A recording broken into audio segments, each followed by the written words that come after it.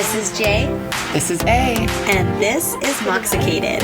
where we drop the booze and walk through the reality of life alcohol-free. So grab your favorite mock, get ready to laugh, and let's get Moxicated.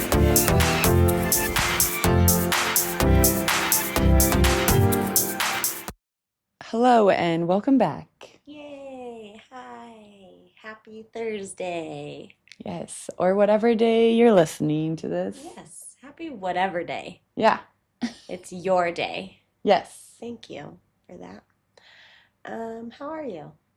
I'm good. I love fresh starts, so I'm thriving right now. The only thing that would make this better is if January 1st was on a Monday, because then I would start the week too. The year, everything. The week. But I'll take And it. the I'll take a month. Thursday. Yeah, Mox Thursday. Well, that's great. I'm glad to hear it. I am also doing well. Calm, Calm. relaxed, Yeah. peace. Why? Well, I mean, obviously there's still crazy things happening, but I recently moved. Yay! Obviously, well, I did move to a different city, to a village. Yeah. Yeah, she So, did. I live in a village now instead of a. So at first I lived in a big city for New Yes. Mexico standards. Then it was like, an up and coming, growing city, small Like community. the suburb of Yeah, Albuquerque. suburb. Yes. Now I'm even smaller because I just wanted to get smaller and smaller and smaller, Phil. And it's interesting because like we didn't think we were gonna move. Yeah. I didn't think I was gonna move like in this state. I thought if I would move, it would be somewhere else, for whatever reason. But um yeah, I think we just noticed that our house wasn't working for us anymore. And I had been feeling that. And I'm a Zillow cruiser. I love looking at Zillow, it's a pastime of mine. I look at it sometimes and I'm like, I have no things, Yeah. like no plans of moving at all. I'll just go and look and cruise and see what's up. And I found this house, and it was funny because it had been on the market for a while, and I look and cruise a lot. But for whatever reason, I didn't stick out to me. I didn't come across it before, and I just, once I saw it, wanted to go see it in person. And thankfully, I have the best realtor in New Mexico, who is also my cousin. And we were able to get in to see it right away. And yeah, it was something that I think as a family was much needed. Also, let me just tell you, I have wanted stairs in my home since I was a child. My parents had the option, the privilege, I guess I'll say, of choosing homes with stairs if they wanted to. And, despite my claims of wanting, I think I just wanted this like upstairs world where I could just like escape to and like, I don't know, what is the little princess or whatever, up in the basement. And it just felt glamorous. I don't know. Attic. Sorry, Attic. you said basement. Oh my gosh, yes, definitely attic. Thank you for correcting me. Sorry, I don't know houses, construction, carpentry. Um, anyways, stairs suck. I Yeah. hate stairs. I never had them my whole life because obviously. And so I bought this, the house that we were able to be in for the past few years. And I was so excited to finally have stairs. Oh no, honey. That laundry? Oh, that thing was bowling ball down those stairs. And like things were probably hit and broke down there. And leaving something in the house, a kid leaves something in the house, you're in your car. You have to go in the garage, run up the stairs. Not to mention we have dogs who we kept separate from upstairs. So I'd have to go over gates. No, stairs, they are not the answer. It's never the answer. No. So I'm just telling you, if you are like me and you like romanticized stairs in your house your whole life, just don't do it. Just don't. But there's something to be said about like the quietness of the place that we chose to live and just the certain aspects of like the view, and we get to see like the most beautiful views that New Mexico and Albuquerque has to offer, and it feels so good. It feels so much different than our other home. Yeah, well, and you're coming from a home where like you're very close to the other home. you know, like All the homes. all of the homes. It's like a, I hate to say it, but like a cookie cutter Yes, no, neighborhood. it's a Yeah. cookie cutter Okay. neighborhood. And I'm trying to think of like what movie. I don't know why Edward Scissorhands is coming to mind, but it's like set in that time where people are in the yard and they're like, "Hey, Hal, hey, Sal." Weeds is what comes to my Yeah, brain, is but like literally in the, our backyards, if I'm standing in my backyard, I can see in one, two, three, four, five different people's backyards, all of yeah. it. And so going to the place that you are now and not having anyone so close and having Mm. a larger space, larger yard, just all of it. It's beautiful. It's So happy making, for you guys. thank you. We feel very, very lucky to have been able to make this happen for our family and just waking up every single day like filled with gratitude of having a place of solitude because in my opinion as an introvert there is nothing more important than where you live, your home. Yeah, and loving your home. Yeah. And so coincidentally You. that's what we're talking about today. Your home. And what your house and home feels like throughout your alcohol free journey because I mean it can change. Obviously it changes and I think just like thinking back to like what home and our house used to be in our drinking days. Yes. What Ugh. was that like for you? My house was a party house. It was. And so everybody knew if they were coming to my house, we were going to have shots, drinks, you know, like it was going to be fun. It was going down. It was going down, and maybe fun isn't the right word. Wild. Wild, you know, and endless possibilities of where the night could go. And that was, yeah, like my island would be covered with shot glasses Mm-hmm. every time. Yes. And then even like the day after, my house was the house that you were covered in too, where we would just Mm-hmm. all cuddle up on the couch, watch series or movies, have blankets, and like die of a hangover, make weird food. Like we were always. Oh, Is that your my phone? watch just said, yeah, that's where I found. I was like, who was that man? Yeah. But yeah, no, my house was always the worst. Well, and I think it's interesting looking back at your house too, because it's like it kept it going. You didn't have, I mean, you have had choice, but I'm sure it didn't feel like it as much to like be like, no, I'm just gonna stay in tonight, or like, no, because everyone was still there, like, Hmm. and so it just like started over again. It just happened again. It's so interesting, and yeah, I mean, I was there a lot of the time, so I just, it's so interesting that we think about how many people were like in your home and almost finding solace in the party in your house. Yeah.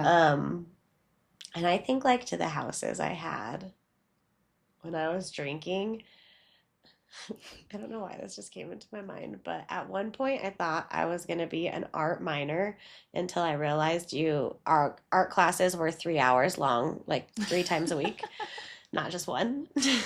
And I had to do like random art classes to like be in photography, just not like I had to do all of them. And one time I drew a picture of my house, and this is like peak drinking in college. And the couch, I made like the black hole. Interesting. And it was because that's where I went. That's where I passed out on every single night. I mean, I eventually got kicked out. That was the only house I got kicked out of. But I eventually got kicked out of that house because my TV was on the wall where the neighbors slept. And I was up all night and I kept my TV on. Sorry to laugh. It's so funny. I know. I battled with them for like a year. When she could kick me out of there, she did. But like I didn't go in my room. Even thinking about that house particular, like it seems cold. It seems like, it was this black hole of this couch where I just passed out, drank, passed out, and moving on to the next house and the next house. It was always a place for me to like recover. Um, And what is happening when I'm recovering? I'm hungover. I'm feeling the most shame, the most guilt. Emotional clutter. Ugh. And so that's like where I'm having my darkest moments is in like these rooms of mine where nobody knows, nobody can see. I'm hiding away from the world. And that's like what home was back then. And it was like, as an introvert, like this push pull of wanting to go out and party and like also like not wanting to leave my house. But the difference between Allie and I is I rarely had parties in my home. Um, Maybe me and my therapist can dive into that one time. But it was like where I went in the in-betweens. Like the Yeah. liminal space was in my house where I was recovering, where I was trying to get better, where I was figuring out where I was going to go next. The What were the pregame. plans? Yeah, where I was getting ready to go to the next spot. Yeah. And or where I was like waking up at 4 a.m. and driving home to and crawling into my couch or my bed from leaving wherever I passed out at. Yeah. Ugh. I I know. also too, it just reminded me the like now that I have my house has not been the party house for so long, people feel safe now to tell me, you know, that night I spent the night in your guest room was one of the worst nights of my life. You know, Oh, things like that, which I would have yes. never even known because I was Yeah. still in the kitchen partying and everyone knew that my guest room Mm. was like, yeah, if you want to go to sleep, go ahead. You know, there's a bed in there. No one will mess with you. You know, like, and my house, I would like to say was a safe place for a lot of people to drink. I think people felt safe getting blacked out there, like nothing was going to happen to them. Mm-hmm. But at the same time, I don't think that people necessarily left proud of their actions or, Mm. you know, because I I was the gesture. I'm like, what do you want to do? You like, what can we do? What, how can I entertain you? You know, like Yeah. always needing to up it. It wasn't like we were just doing nothing. If we were doing nothing, I had my MacBook out. We were taking pictures. We Well, were, you know, yeah, it's like you're entertaining in the kitchen, and then like there's something else going on in the room, there's something else going on in the backyard, there's something else going on yeah, out here. Like all kinds of things were happening at once. And it wasn't like you had like a hold on the house because you were so busy entertaining and like whatever the next thing mm-hmm, was. And yeah, the house would just have so many different things that could be going on, and like people, yeah, could maybe feel ashamed or whatever sort of way about things that happened there. And so it's like, what if you think about like what home felt like for you then, um, when no one was there? What was it? lonely, Mm, very lonely. I think that's too why I had the house party. Like I didn't want to stop and like evaluate life. I didn't want to pay attention to the reality. I didn't want to know mm, what tomorrow was, you mm. know. Ugh, I know it gives me the I got the chills. It chills, almost I brings know. tears. It's actually while you were saying that, it was like it's crazy that I live in the same house. Yeah, because it's Like, completely yeah. transformed. And just even saying that, like, your house doesn't change. It's you that changes in Mm-hmm. your alcohol-free journey. Like, it's Yeah. you. I'm still in the same exact house, but those walls, some of them are kind of the same still. I was going to say the walls have changed, but No, no. we'll move some stuff around. I mean, we've painted, we've added different things, but there still are some of the same things hanging on the walls and different things like that. But there's definitely a shift in the energy and the intention and Well, and that moves us into like once, like what home looks like in those beginning stages of alcohol-free life. And I think that your perspective is so awesome because you are still in that home. Um, and you're able to like really look back at it so clearly as to see like what it was like going from a house full of people and your island full of shot glasses to like when you guys did make the decision to stop drinking, and if it started with Chris or if it started with you, like what did those days look like and how did that feel? seriously just awkward, lonely. Like, I think that's probably when I would just be on the couch watching like endless hours of Vampire Diaries. um, Did you guys still keep having people in after Chris stopped drinking? not Or as you, much. yeah, That's kind of when it when stopped. it Yeah. stopped because for Chris, when he started his alcohol-free journey, the social life ended. Yeah. Like it took a couple years for Chris to go to social events and want to be around people drinking and want to be that. And so it was really like I think I was mad at sometimes because I would be like, can they Yeah. come over? Well, I guess we can't go to my house, like things like that. Like Yes. I was bothered by it. Mm-hmm. Um, and so it is interesting to think back. And uh, yeah, and I had a TV, we had a TV in our room, and I would just leave it on all night. And it made me think of that when you said that about that apartment where the TV would just be on All all night. night. Like if I went to the bedroom, I'd turn the TV on and Chris would beg me to put a sleep timer on, and I'd be like, I'm fine. It's fine. I'm not going to fall asleep. I'm watching this. And then wake up at 4 a.m. and the With it. TV still blaring, and Chris grumpy, and me like, oh, it's fine. Just why didn't you turn it off? Like, Yeah. yeah, it's But him, interesting. it's almost like he created that space because with your pregnancy is like your alcohol-free journey began. And it was almost like those rules were already in place for you, Yeah. because of him.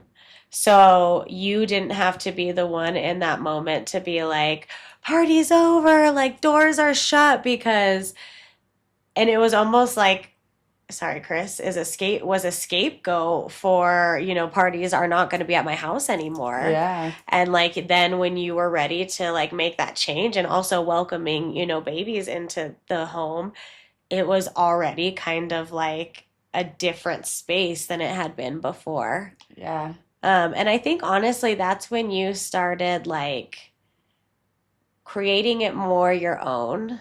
Yeah. No, we have a lot more like handmade, homemade things or like pieces that actually mean stuff, like have meaning behind it. Because I'm an antiquer and thrifter, and so we would have a lot of random stuff everywhere. But at one point, I was just like, "What does that mean?" Like why is that hanging on the wall?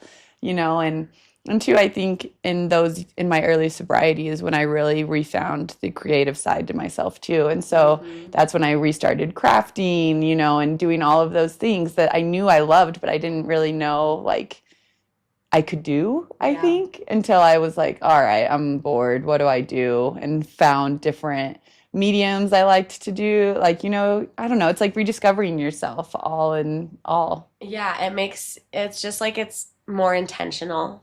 Like Yeah. that's what I was thinking when you were thinking about you were looking around and you were like, what does this even mean? You become more intentional about what you're putting in your space because maybe before it was like for like how things look or how you wanted things to look or for the party or for, easy access to a couch when you're hungover, like maybe that's why your house looked like it did before. But now that you've stopped drinking, it was almost like we just began to be more intentional about, well, I want this. I want this to feel good. I need this because, as we said in a prior episode, those are survival days. And so, Mm-hmm. like, where you place the things in your home and how many, like, bubblies you have stocked in your fridge and all of that stuff, I think is what you discover in that early sobriety. And you're like, no, I actually need these things. I want these things here.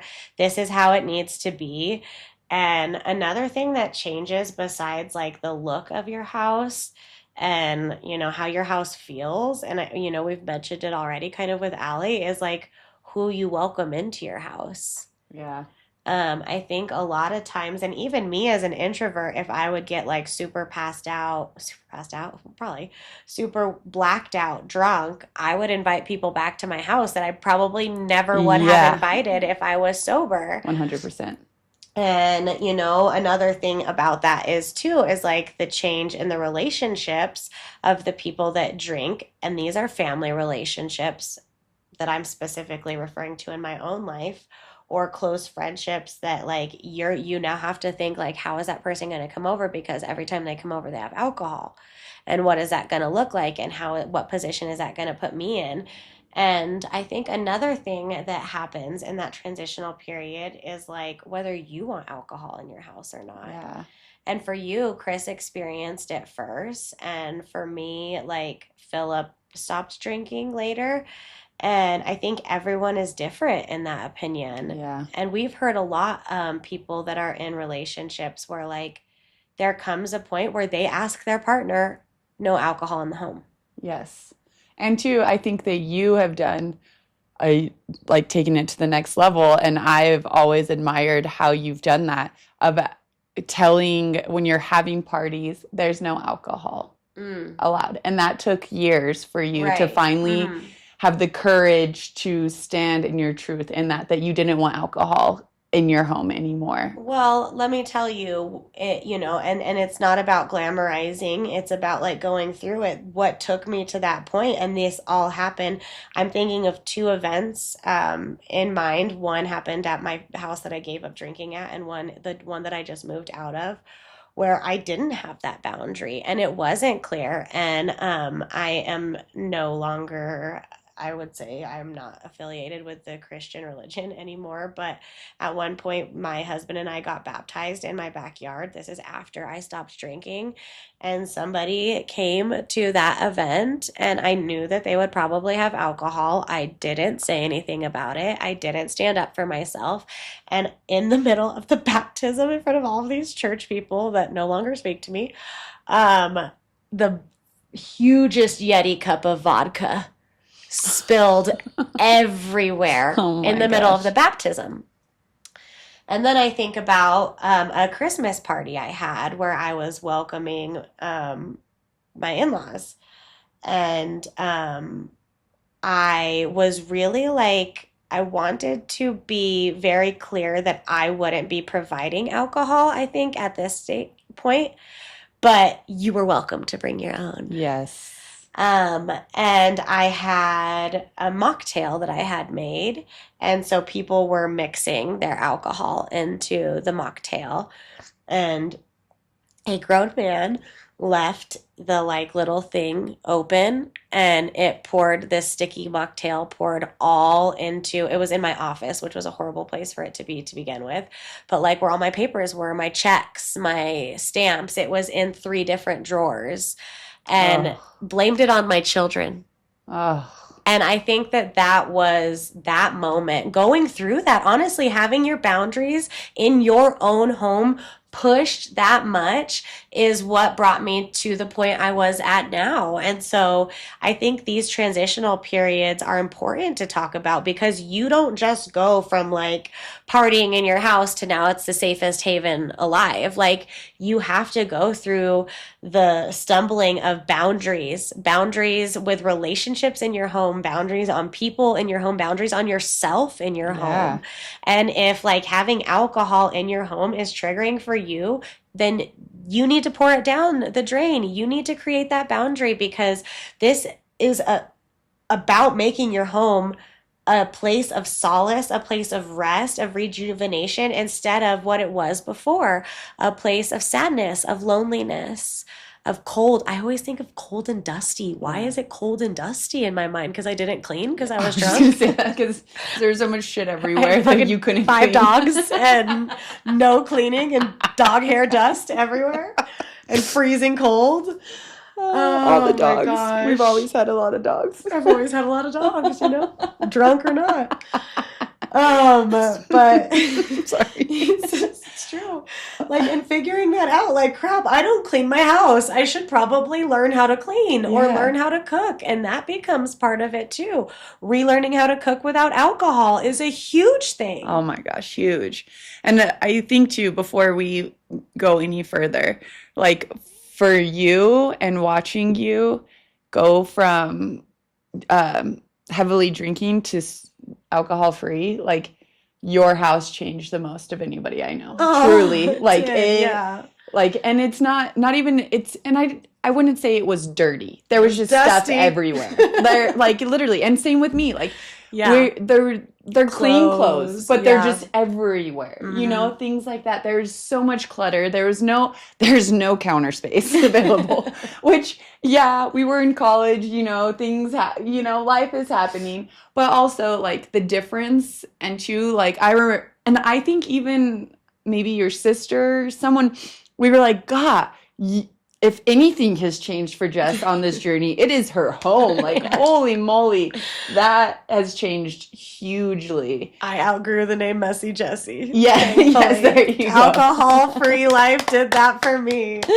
Oh, Thank you so much for that, yeah. because I think when it comes down to it, like, your home is your external resting place, but it's also like where you build your internal. It's where you build like your safe space on the inside. It's where you go and you cry and you feel held by your bed and your dogs and your plants.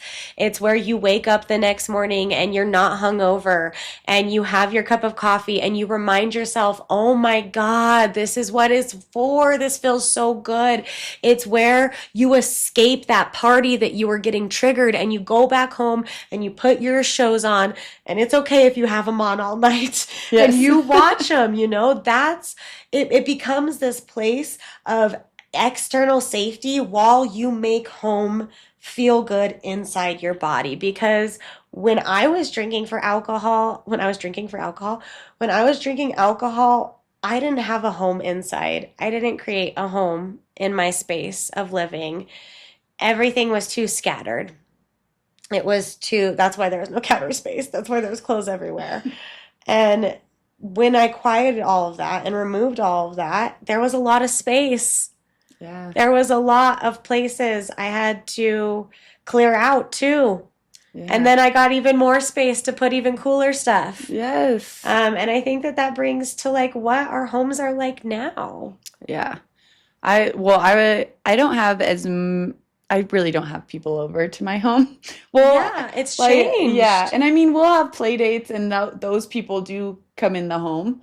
But at night, like, we don't really have people over at night, and that's my choice, and that is something like my house is my safe place. It's not. I'm not hiding in there. I'm enjoying exactly where I am, and it's like, like, I literally look forward to putting the kids to bed and sitting on my couch. And even if I'm exhausted, I still want to go sit on my couch, decompress, whether that's for 15, 20 minutes, and I watch some weird show. Right now, I'm literally watching Evil. It's like Evil Inside Them, and it's like the worst people in the world. And Chris is like, I'm gonna have nightmares tonight if we watch another one of those episodes. I'll snuggle you close, babe. Yeah, we got this. It's okay. They're in prison, and I don't know why I choose that, but whatever you Makes want, you, yes. like that's another part of Moxicated anyway. Your way is your way, and you do whatever you want to make you feel you.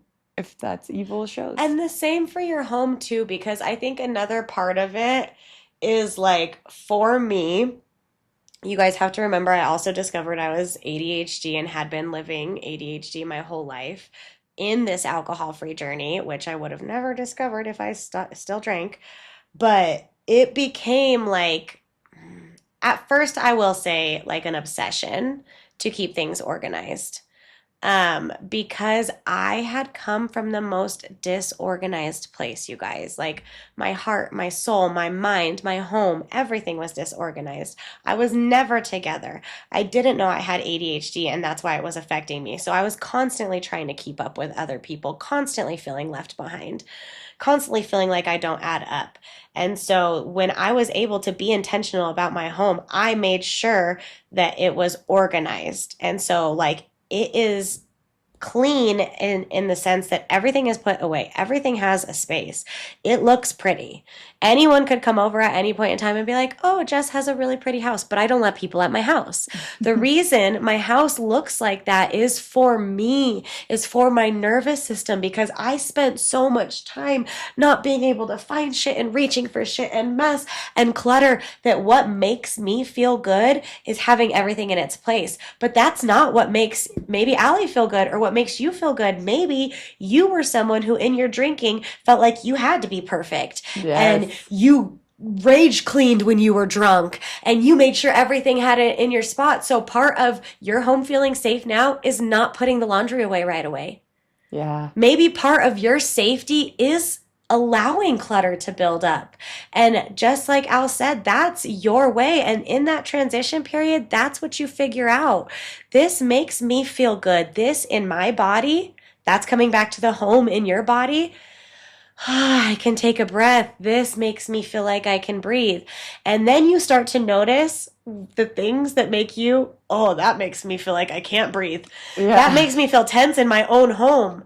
And that gets us to where we're at now, where we have these quiet evenings, these beautiful spaces of safety, of where we can go um, to feel normal again. Yeah. Well, and too, I had like crazy in November. Like all of a sudden, I was feeling so overwhelmed, so cluttered, so like I like couldn't breathe. And I'm not newly sober. And all of a sudden, I realized it was my space. Like we hadn't gone through our drawers in a while. There Mm, was too much clothes. There was a lot of the surfaces had stuff on it. Like and we were so busy through October. I had let some things go in the house that normally I upkeep. And so it was hard for me to even focus on work because the house was like taking up so much. And it took me a couple days to figure out why I had such high anxiety. And I'm like, well, because my home isn't the way that I want it. yeah. Things aren't put away. And yeah, in our home, I live in a small house, and so it can be clean at 3 o'clock and a tornado by Hmm. 4 o'clock. Especially with kids. Yeah, coming Yeah, in. and it's like everything has a home in my home, and I always tell my kids that I'm like, oh, there, why don't you put that back in the drawer, or things like Actually, it's that. home. And it's like it's not like you're gonna be sober and all of a sudden your house is going to be clean and great No, and right. beautiful. Like, no, you're still going to have these waves of like, oh my Hmm. gosh. And guess what? You're human. Well, and I think it goes to show too that, like, I think when we were drinking and as you transition out of drinking, like the external is what stabilizes you. And then you make it internal. And that's how you notice, like, you've lived in the same house. And what has changed? Your internal. What has changed? Your choices you're making. And like coming back to like my most recent move this far into sobriety, a place that once held me so sweetly in my sobriety, I outgrew it. It started to, in different parts of my life, feel like, ooh, that doesn't feel good. That doesn't feel good. And only because I, like am able to make these changes. Sometimes you're not able to make big changes, but you can make very small to as big as you want to make your internal feel good. And that is something that comes with long-term sobriety is noticing, if you listen to our last episode, noticing how you feel on the inside and making easier Yeah. changes that are available to you are so much easier to make. I feel like to make your home feel safe to you wherever Yeah. it is. Yes. So this is your reminder that you can make your home whatever you want it to be, just like your sobriety, just like your alcohol-free life. You can have boundaries, you can have settings that maybe weren't there before. You can have discovery happen where stuff goes wrong and boundaries are crossed and you know better. And ultimately getting to a place where the external is working with the internal to make you feel like you are at home with yourself no matter where you are, Yes. no matter what you're doing, because that is such a gift of sobriety. And yeah, I've just loved being back in your earbuds, Me too. your eardrums. The frequencies are vibrating, and we are just so happy to start off season 4. Oh my gosh. So thank you for listening to this batch of episodes whenever you did.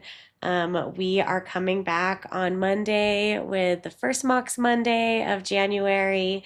So we will see you then. And just remember how much we love you, babes. Talk soon.